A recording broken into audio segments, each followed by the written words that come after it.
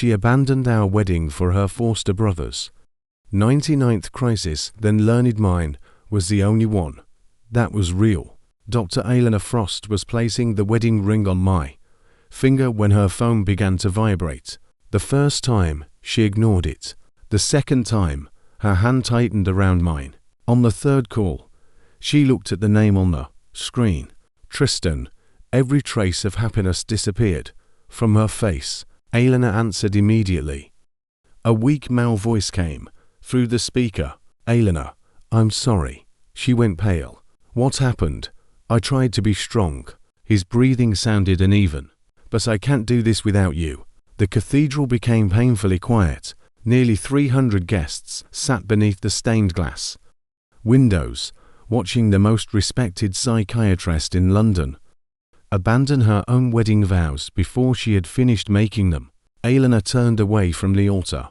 Tell me where you are. At the coast. What part of the coast? The place where you promised you would never leave me. Elena's fingers slipped from mine. Stay on the phone. I'm coming. She ended the call and faced me. Her white suit was perfectly tailored. Her dark hair was pinned beneath a simple veil.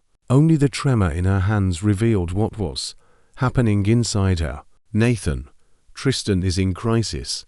Again, he sounds unstable. He always sounds unstable when we're about to get married. Her expression hardened. This isn't the time. It is exactly the time. I looked across the cathedral.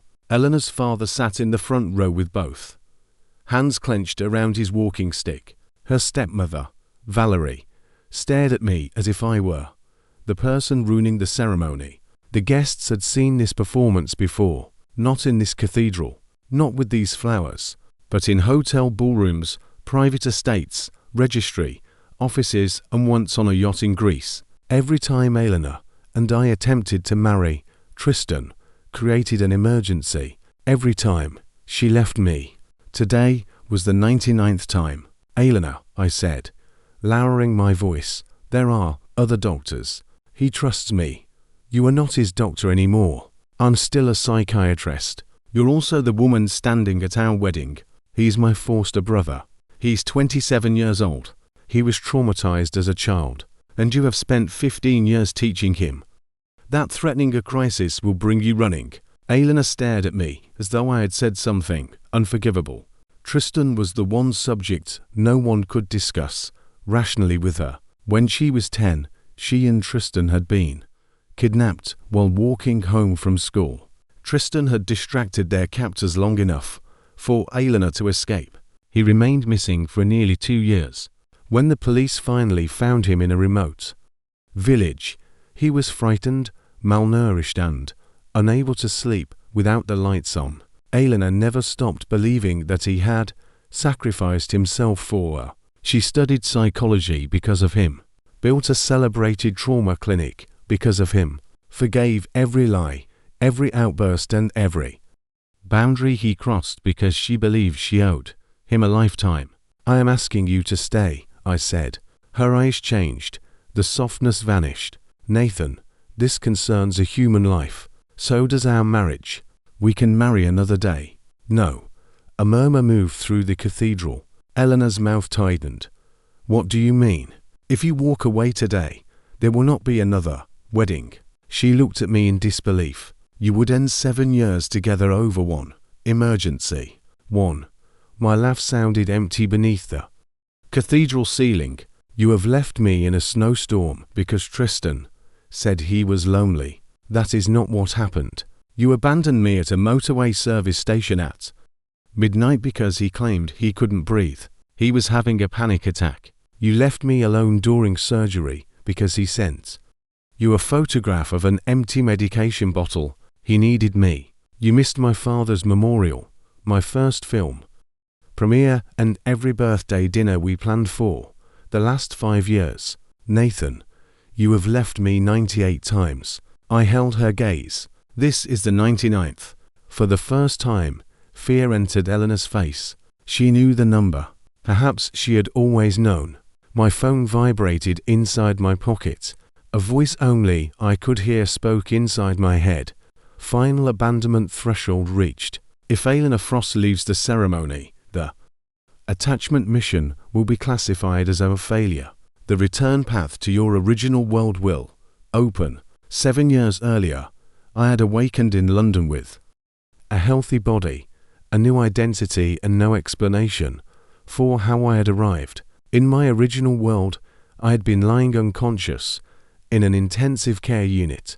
A rare neurological illness had taken my career, my movement and eventually my ability to speak. Only my mother refused to give up. She sold breakfast outside a railway station every morning and used every penny to keep my treatment going. Then the system offered me a bargain. I could live in this world and build a new life. But I had to complete one task: become the person Elena Frost chooses above everyone else. I had believed it would be easy. Elena saw me across a crowded charity dinner and immediately approached. She pursued me with an intensity that embarrassed both our families. She remembered every detail I mentioned. She sent a private jet to collect me when a storm cancelled my flight. She once left a medical conference in New York because a newspaper described me as her temporary obsession. When she arrived at my apartment, she placed both hands over my eyes. Don't read what strangers say about us. What should I believe? Believe me. Then Tristan returned from residential treatment. The moment he saw me, he smiled. We look similar, not identical, but close enough. The same dark eyes, the same narrow face, the same way our mouths curved slightly downward. When we were tired that evening, while Elena went upstairs to collect his medication, Tristan leaned toward me. She didn't fall in love with you. I remained silent. She found a version of me she was allowed to touch. You're her brother, foster brother. He smiled. There is a difference. You should speak to your therapist. Elena is the only therapist I need. Then he picked up the leather bracelet Elena had made for me. It had taken her 3 months. The small silver plate was engraved with coordinates marking the restaurant where we first met. Tristan fastened it around his wrist. I like this. That belongs to me. Elena gives me anything I like. When she returned, I told her what happened. Elena stood in front of Tristan protectively. He struggles with impulse control. It was a gift from you. I'll make another. It won't be the same. Nathan, don't turn this into a competition. Tristan lowered his eyes, hiding his smile. That became the pattern of our relationship. He created the wound. Elena explained why I should not complain about bleeding, and I stayed because the system promised me a life. Because Elena had once made me believe I was loved. Because every time she returned, she held me as though she could not survive losing me. But today, standing before hundreds of witnesses, I understood something I should have learned years earlier. Returning was not the same as choosing. Elena looked at the cathedral doors, then back at me. I will explain everything when I return. If you leave, don't return. Nathan, stop being dramatic. I'm not competing anymore. That's what this is about. Her voice sharpened. You're jealous of someone with a serious mental health history. I'm asking you to recognize manipulation. You're not a doctor. No. I removed the unfinished wedding ring from my finger. But I am the man you're about to abandon. Her phone vibrated again. Tristan's name flashed across the screen. Elena closed her eyes.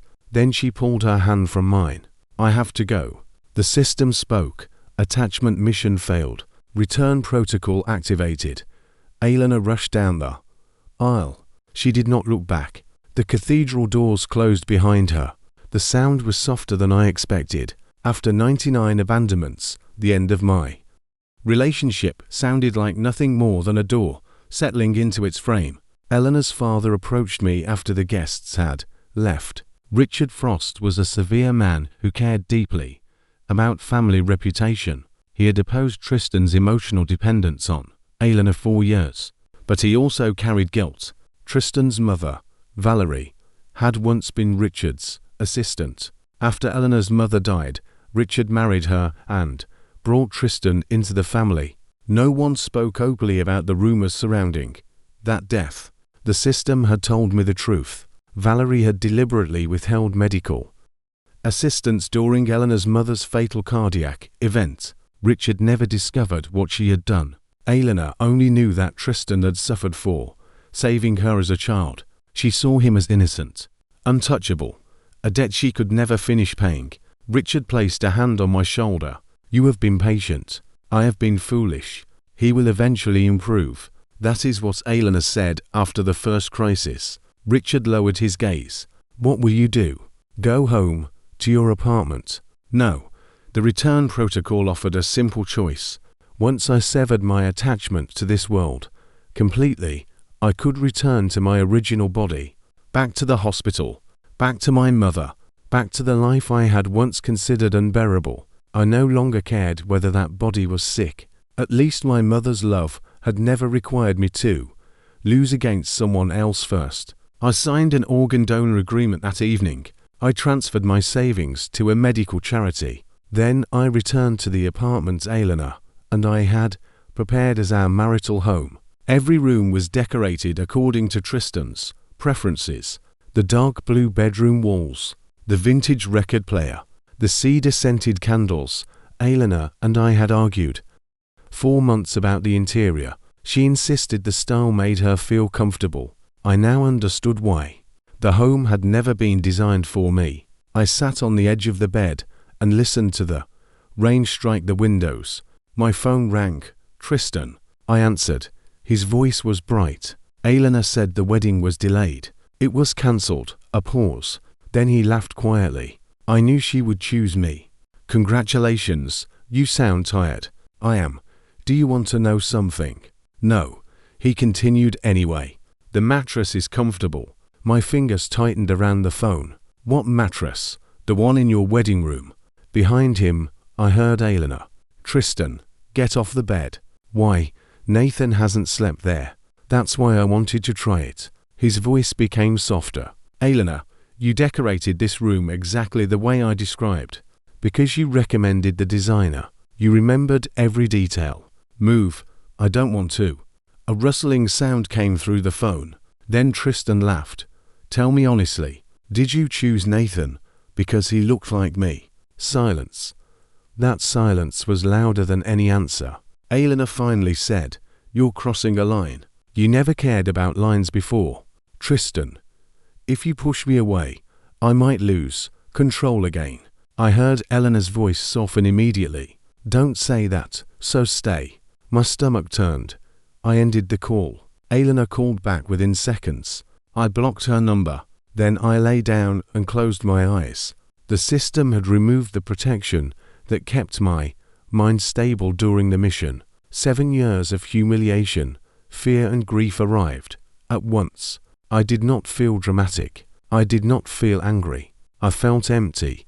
The people who genuinely reach a breaking point often do not announce it to a room full of witnesses. They become quiet. They stop asking to be understood. They stop imagining tomorrow. I remember hearing Elena pounding on the front door. "Nathan." Her voice echoed through the apartment. "Open the door." I thought of my mother standing at the end of the narrow street where I grew up. She wore the faded yellow apron she used while selling steamed buns. "Nathan," she called. "Come home. Dinner is ready." I reached toward her. Then everything disappeared. I woke in a private hospital room. Elena sat beside the bed with her head resting against my hand. She looked exhausted. Her wedding suit was wrinkled. Her veil was gone. For a moment, I wondered whether the cathedral had been a nightmare. Then I smelled Tristan's cedar cologne on her clothes. I pulled my hand away. Elena woke immediately. "Nathan." She reached for me. I recoiled. "Don't touch me." Her face changed. "I found you in time. You should have left me." "Don't say that." I was going home. "What home?" "My mother." Elena stared at me. My mother did not exist in this world. The system had created documents, friends, and a history for me, but no family. To Elena, my words sounded like confusion. She moved closer. "Nathan, you need help." "From you?" Her expression tightened. "I'm a doctor. You're Tristan's excuse." The insult hurt her. I saw it. I no longer cared. She tried to explain what happened in our bedroom. Tristan had been upset. He had refused to leave. She had been calming him. Nothing inappropriate had happened. Every sentence was technically careful. None answered the only question that mattered. Why had she taken him there at all? Tristan didn't mean to provoke you, she said. I laughed. He called me from our bed. He struggles to understand boundaries during episodes. He understands them perfectly. You don't know what severe depression looks like. Neither do you. Elena went still. I looked directly at her. Tristan has threatened a crisis 99 times. Nathan, he sends photographs, makes calls and waits for an audience. Stop. I reached the end quietly. Stop. You believed him every time. Her eyes filled. And when it was real, it was a me. Elena grabbed my wrist. We're going to the psychiatric department. No. I need a full assessment. I don't need your diagnosis. I nearly lost you. You lost me at the cathedral. She ignored the words. Elena forced the hospital to conduct every test available. The system interfered with the results. It could not allow the truth of my mental state to influence the failed mission. Every scan, assessment and questionnaire appeared normal. The consulting psychiatrist frowned. There is no clear clinical evidence of a depressive disorder. Elena read the report twice. Relief crossed her face, then anger. She entered my room holding the papers. You frightened everyone. I stared at her. You're well. No. The assessments are normal. The assessments are wrong. You staged a crisis. The words struck harder than I expected. Elena placed the report on the bed. I know I have neglected you. Neglected. But pretending to be ill to force me to choose between you and Tristan is cruel. I began laughing. Not because anything was funny. Because the alternative was screaming. You believe I faked it. I believe you were desperate for attention. Like Tristan. Her face hardened. Don't compare yourself to him. Why not? He has a documented history. And I have you. What does that mean? It means you created mine. She turned away. I saw discomfort in the movement. For 1 second, some professional part of her understood. Then her phone rang. Tristan had been kidnapped. A man demanded that Elena arrive at an abandoned factory within 10 minutes. She looked at me. Guilt appeared. Then responsibility erased it. I have to go. I did not stop her.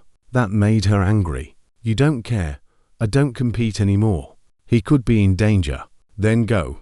Why are you behaving like this? I looked toward the hospital window. Because there is nothing left to say. Elena left. The system spoke. The kidnapping is staged. Tristan arranged it to test Elena's loyalty. Of course he did. If you persuade Elena to return, the mission may be reopened. No, you could remain in this world. I don't want this world. I climbed from the bed and headed toward the only unlocked exit. I never reached it. Someone caught me from behind. A cloth covered my mouth. The corridor disappeared. When I regained consciousness, I was tied to a chair inside an abandoned factory. Tristan sat across from me. Two masked men stood behind us. You weren't supposed to be here, Tristan said. I agree. I only asked them to take me. Then why did they take me? He smiled. Because the performance needed a comparison. A camera switched on. Elena appeared on a screen. She stood several meters away behind a glass partition. One masked man explained the rules. Elena could immediately release one person. The other would remain as collateral until £50 million arrived. Tristan began trembling. Elena. His voice became small. I'm scared. Her eyes moved between us. I said nothing. The edge of a blade pressed against my collar. A thin line of blood appeared. Elena stepped forward. Don't hurt him. For one irrational second, hope returned. Then Tristan coughed. Elena's eyes snapped toward him. Elena, he whispered. Remember what happened when we were children? Her face collapsed. The kidnappers pulled him upright. He cried out as though he had been injured. Choose, the masked man demanded. Elena looked at me. Nathan is stronger. My hope died quietly. Tristan has a serious condition. She continued. Release him.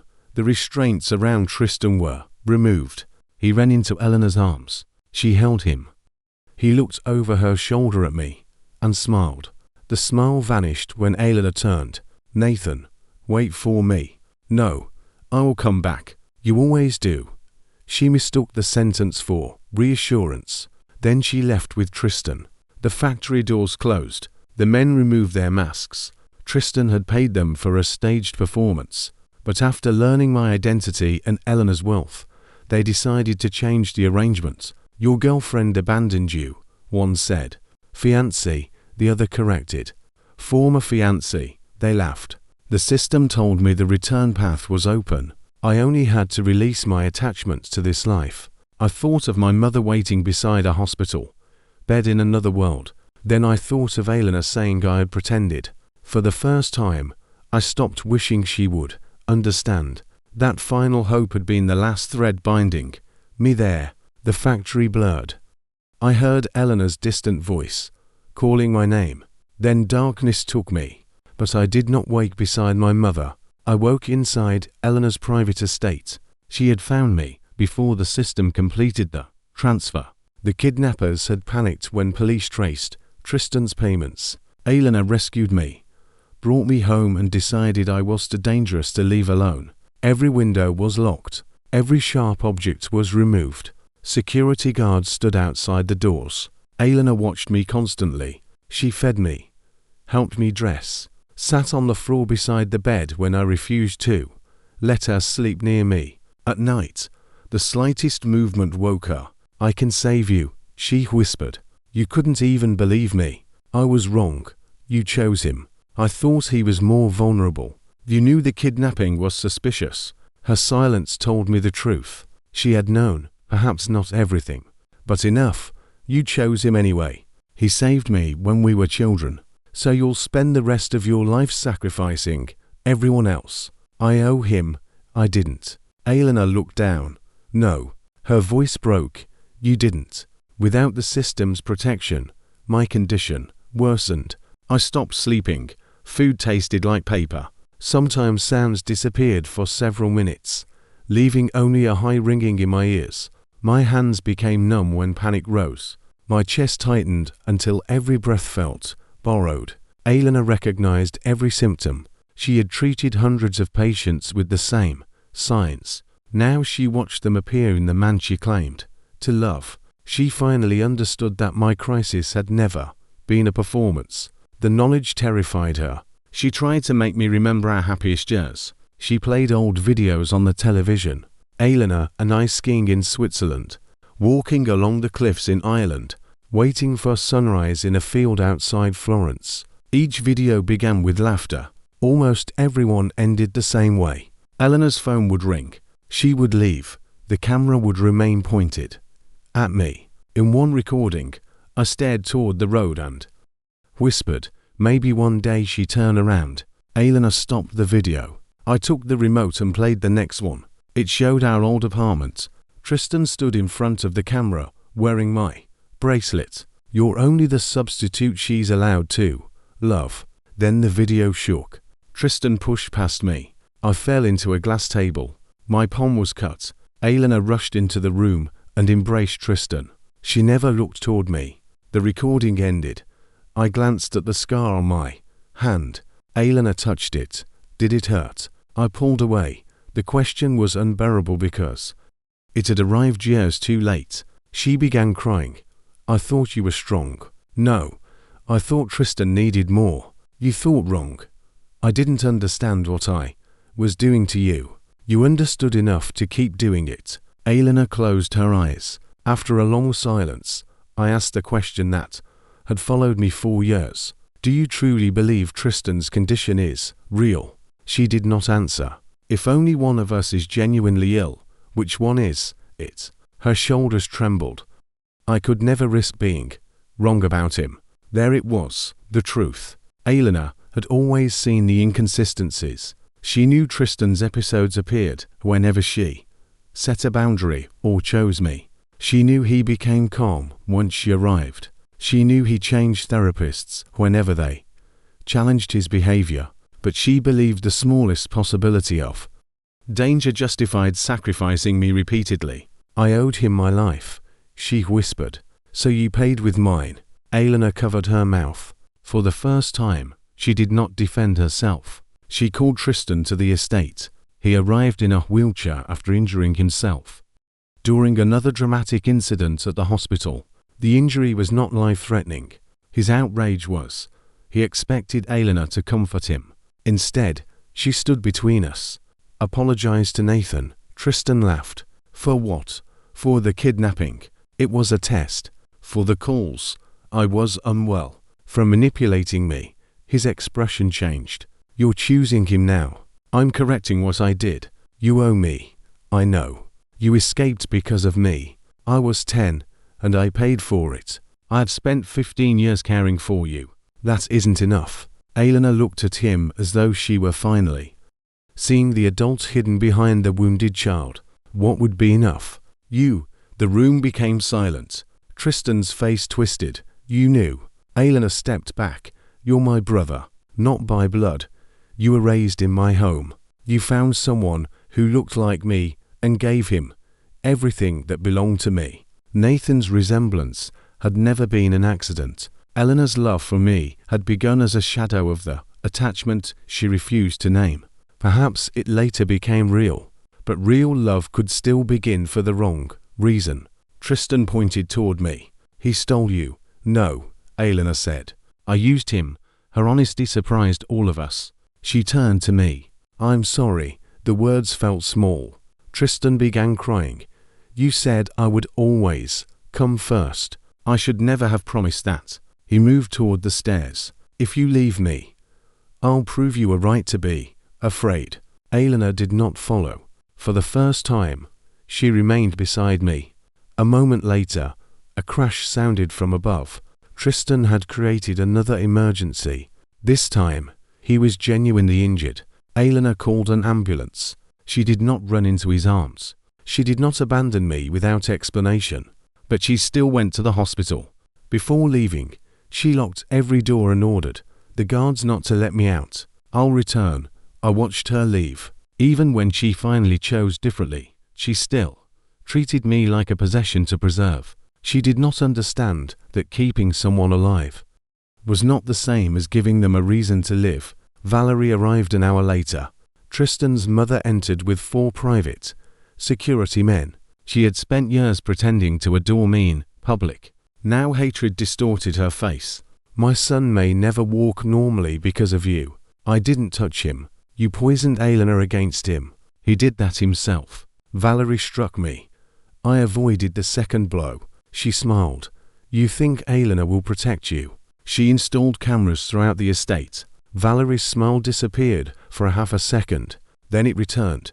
Cameras only matter if someone arrives in time. Her men restrained me. Valerie removed a small vial from her handbag. Years earlier, she had used a similar compound. When Elena's mother collapsed, it left almost no trace after the body shut down. She leaned close. Dead men don't compete with living sons. I felt a brief sting against my neck. Then the room tilted. Valerie and her guards left. I fell beside the sofa. The system spoke urgently. Fatal biological event detected. Return protocol resuming. My body became cold. I heard Elena's voice through one of the security speakers. Nathan. She had checked the camera feed from the hospital. Nathan, stay with me. Footsteps thundered somewhere beyond the locked doors. She had designed the estate to prevent me from escaping. Now those same locks prevented help from reaching me quickly. Elena appeared on the screen mounted near the entrance. She was running through the hospital car park. Open the doors. Security entered the code. The system began counting down. Elena reached the house and collapsed beside me. She pulled me into her arms. No, her voice broke. Not like this. I looked at her. For 7 years, I had wanted to see regret in those eyes. Now that it was there, I felt nothing. I believe you, she whispered. The cruelty of the words almost made me smile. You were telling the truth. Too late. I'll save you. No, Nathan, please. I'm going home to your mother. Yes. She held me tighter. Take me with you. You never came when I needed you. I'm here now. That's the problem." She began sobbing. "I love you." I closed my eyes. "Then let this be the first thing you don't make about yourself."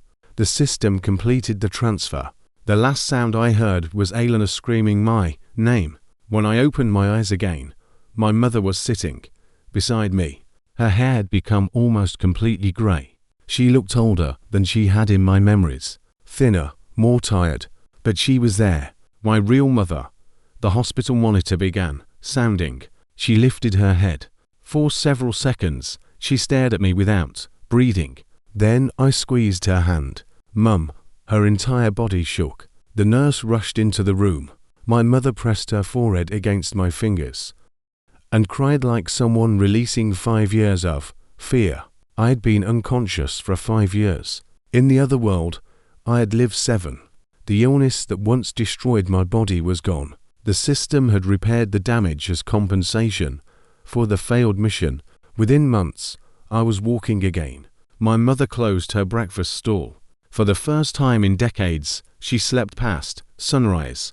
We moved into a small house with a garden. No locked windows, no cameras, no one asking me to prove that my pain was more important than someone else's performance. Sometimes the system allowed me to see what happened after I left. I never requested the visions. They came anyway. Elena watched the security, recording again and again. Valerie's face, the vial, my body falling. Every frame destroyed another excuse Elena had used to protect Tristan. Police arrested Valerie.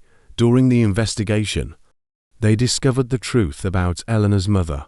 Valerie had deliberately delayed calling emergency services during the fatal cardiac episode. She later married Richard and used Tristan's childhood trauma to secure a place in the Frost family.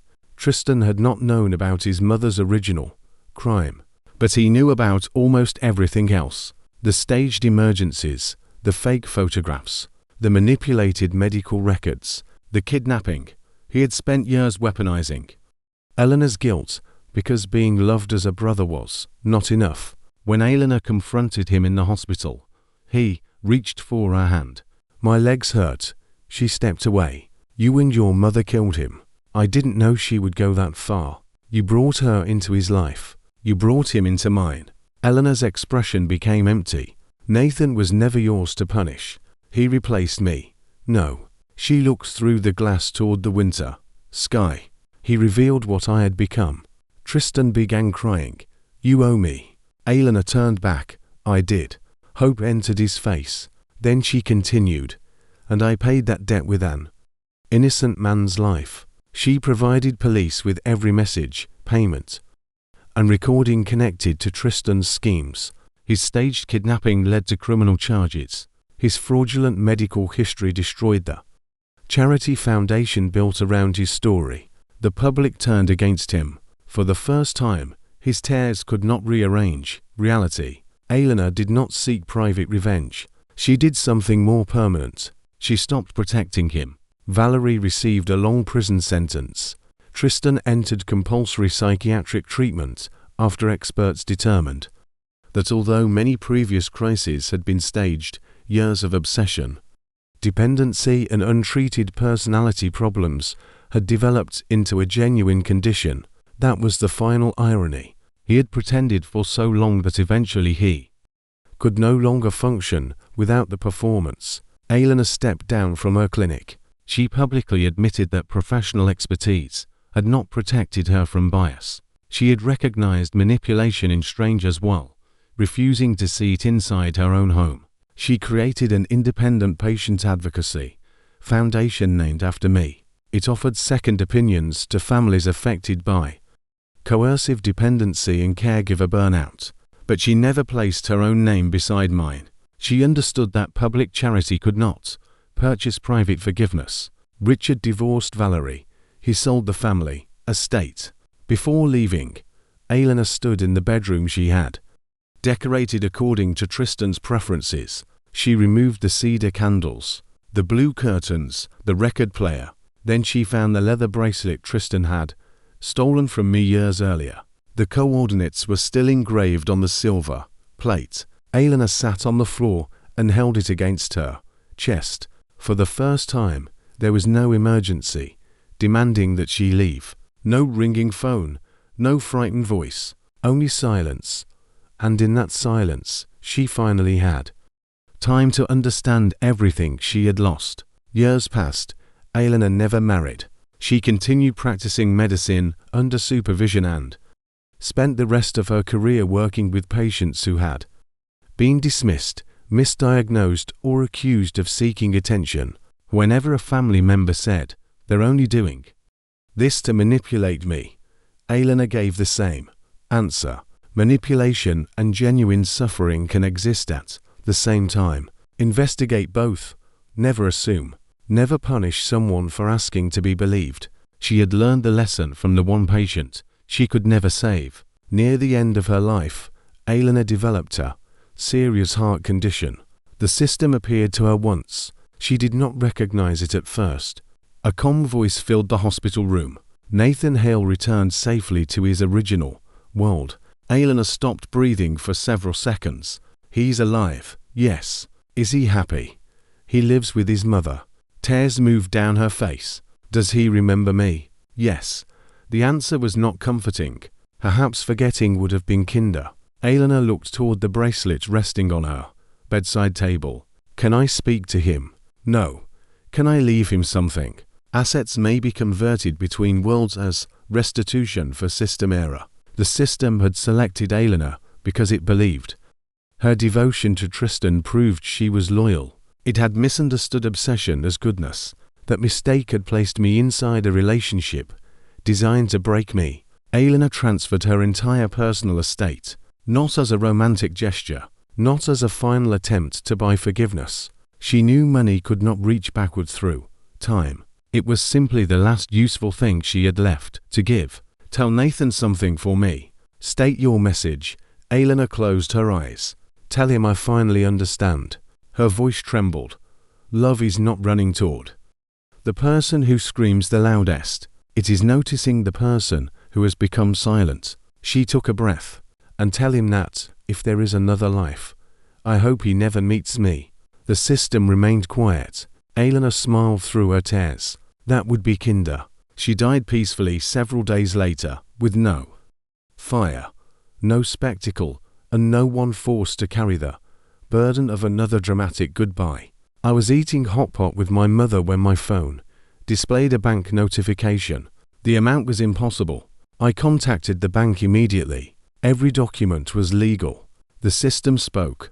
The funds represent Elena Frost's converted estate. I thought money couldn't cross worlds. It normally cannot.